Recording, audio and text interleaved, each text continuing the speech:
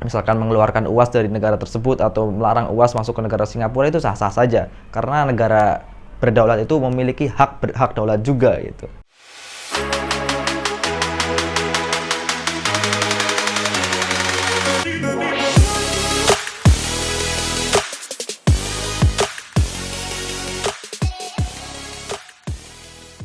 Assalamualaikum warahmatullahi wabarakatuh. Halo warga positif, bertemu dengan saya lagi, Sirojul Umam. Di video kali ini saya bakal sharing sama kalian, lebih tepatnya mengomentari sebuah permasalahan yang cukup ramai akhir-akhir ini, yaitu dicekalnya atau notulen notis kepada Ustadz Abdul Somad di negara tetangga kita, yaitu Singapura. Ada apa gerangan? Sebelum kita lanjut ke pembahasannya, alangkah baiknya kita mengetahui makna daripada notulen notis itu sendiri. Menurut sumber yang saya baca dari Tempo, dia mengatakan bahwa notulen notis adalah sebuah kegiatan atau peringatan kepada seseorang agar tidak masuk ke negara atau wilayah tersebut atas berbagai alasan. Jadi ini berbeda dengan yang mereka bilang deportasi gitu. Itu beda. Karena deportasi adalah sebuah kegiatan mengeluarkan seseorang dari negara tersebut karena melakukan kesalahan atau hal yang lainnya. Jadi singkatnya, notulen notis adalah belum masuk saja sudah peringatin gitu. Jadi belum masuk nih, masih di imigrasi, udah diperingatin jangan masuk gitu. Itu notulen notis gitu.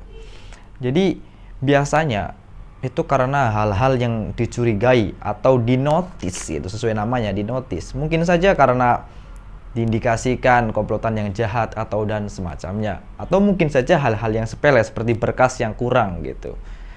Dan ini tidak cukup berat karena yang menginterogasi atau yang memberikan kewaspadaan hanya sebuah imigrasi, bukan Badan Intelijen X dari negara tersebut. Beda halnya kalau yang memberikan peringatan itu adalah Badan Intelijen X dari negara tersebut, itu cukup berbahaya biasanya. Tapi kalau cuma imigrasi, itu cukup ringan alasannya biasanya. Hanya cuma dugaan atau ya alasan-alasan ringan lah gitu.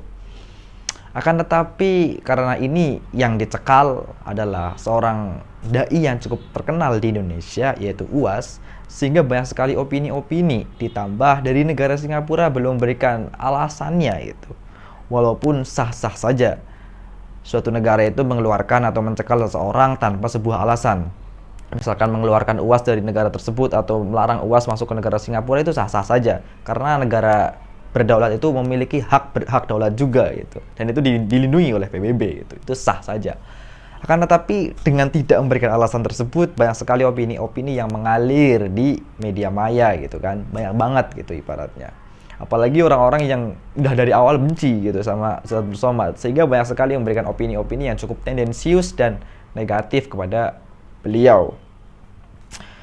Dan ditambah menurut sumber yang saya baca, beliau ini datang itu bukan untuk dakwah gitu, untuk jalan-jalan mengunjungi saudaranya, sehingga nambah aneh gitu. Karena kalau dakwah itu biasanya minta surat dulu gitu ke negara tersebut, diizinkan atau tidak. Kalau tidak, itu berarti karena dakwahnya. Dan ini bukan karena mau dakwah, mau jalan-jalan udah dicurigai. Jadi lebih banyak opini yang dikembangkan oleh masyarakat, apalagi orang-orang yang benci kepada beliau gitu.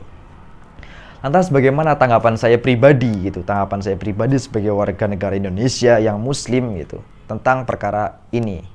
Oke. Pendapat saya pribadi, saya nyaranin kepada kalian semua, terutama yang nonton video saya kali ini, jangan sampai tergiring gitu, opini-opini yang kurang jelas. Warga positif, berpikirlah positif gitu. Jangan sampai ini menjadi bumerang. Maksudnya bumerang, ya kalau kita ikut-ikutan memberikan negatif itu kan, maksudnya postingan-postingan negatif kepada beliau, ikut-ikutan menghina kepada beliau. Saya tahu kalian tuh yang nonton video ini banyak yang nggak suka dengan Ustadz Abdul Somad gitu. Tapi kalian jangan ikut-ikutan memberikan postingan-postingan yang belum tentu itu benar gitu. Menggiring orang-orang masyarakat itu untuk benci, terus menghina dan semacamnya. Karena apa? Karena media sekarang itu gampang tersebarnya, ya kan? Gampang tersebarnya. Orang-orang Singapura melihatnya itu ini sebuah ya bahan tertawaan gitu. Karena apa? Ada orang lagi dihinakan gitu ibaratnya kan, lagi direndahin di negara tetangga. Kita sebagai warga negara atau sebagai sesama warga negara bukannya mensupport, malah ikut menertawakan atau menghinanya gitu kan, malah ditertawakan lagi kan sama negara Singapura kan gitu. ini sebagai bumerang. Dan nantinya negara Singapura itu ya tidak takut lagi ya kalau gampang-gampang mengeluarkan atau gampang-gampang mendeportasi negara kita, karena ya tidak solid Indonesia kan gitu. Sebagai contoh, dulu negara Australia itu ada yang dideportasi gitu warganya di Indonesia karena komplotan bandar narkoba gitu. Setelah deportasi dipulangkan ke negara Australia. Negara Australia dan warganya itu membela dia mati-matian. Bahkan kita ini sampai heran gitu. Orang yang kriminalitas masih dibela mati-matian gitu. Dia bandar narkoba udah jelas gitu kriminalitas. Lantas apa alasannya kita untuk tidak mensupport Ustadz Abdul Somad kan gitu, karena beliau ini ya orang yang berpendidikan, S1 di Azhar, S2 di Maroko, S3 di Sudan, bahkan dapat profesor associate dari UNISA kan gitu. Jadi menurut saya beliau itu orang yang sangat berpendidikan kan gitu, dan tidak ada jejak kriminalnya. Walaupun saya tahu, saya ngikutin beritanya udah lama, banyak sekali orang-orang yang memberikan fitnah, tuduhan kepada UAS itu sendiri. Akan tetapi kita itu hidup di negara hukum, yang dimana kalau negara hukum itu kalau belum ada ketuk palu ya berarti tidak benar tuduhan itu. Dan kita tahu dari tuduhan-tuduhan itu tidak ada yang diketuk palu gitu kan. Jadi berarti tuduhan-tuduhan itu tidak benar gitu, karena kita hidup di negara hukum dan kita harus mematuhi hukum itu tersebut. Walaupun memang benar, saya juga ada yang tidak suka atau tidak cocok dengan beberapa ceramah beliau gitu. Akan tetapi secara keseluruhan beliau itu ya orang yang bagus. Bahkan saya yang sama-sama kuliah di Azhar, walaupun tidak satu masa dengan beliau, adalah senior-senior yang di sini yang masih satu masa dengan beliau gitu kan kemarin. Dan beliau bilang kalau UAS di sini ya dari dulu perangainya bagus gitu, tidak ada masalah, orangnya juga sopan dan semacamnya gitu. Baik gitu, orang yang baik gitu. Jadi kita lihat positifnya beliau gitu, positifnya gitu. Beliau juga tidak pernah gitu orang nyuruh orang ngebom dan semacamnya, tidak pernah. Karena definisi radikal dalam Islam itu ya mereka-mereka yang tidak suka dengan madhab, sedangkan beliau itu masih memiliki madhab, itu madhab Syafi'i gitu. Jadi beliau itu tidak segitu radikalnya lah kan gitu.